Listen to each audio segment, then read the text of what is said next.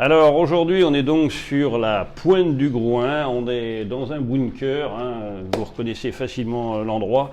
Donc c'est le bunker qui est tout à fait au bout de la pointe et qui avait été construit par les Allemands pendant l'occupation pour héberger le groupe électrogène d'un radar qui se situait juste au-dessus dans une cuve. Toute cette installation a été déménagée juste avant le débarquement, et ce qui fait qu'au moment des combats en août 1944, il n'y a plus d'Allemands sur la pointe du Grouin. La position a été complètement abandonnée.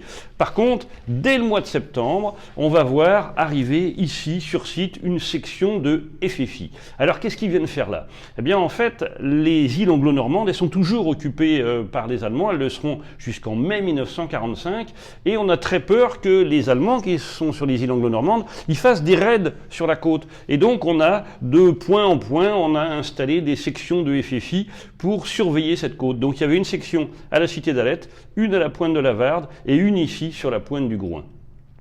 Là où l'histoire devient pathétique, c'est que les hommes qui étaient ici, et cette section de FFI, ils faisaient partie à l'origine du maquis de Brouallan. Alors, Brouallan, c'est à 30 km à vol d'oiseau à partir d'ici, et le maquis de Brouallan, il a été attaqué par la milice française en juillet 1944. Durant les combats, il y aura 11 personnes qui vont être massacrées par la milice française, il n'y a pas d'autre mot, et sur ces 11 personnes, il y avait 7 résistants. Et les hommes qui ont été cantonnés ici à partir de septembre 1944, eh bien c'était les camarades de combat de ceux qui ont été massacrés à Brouallan.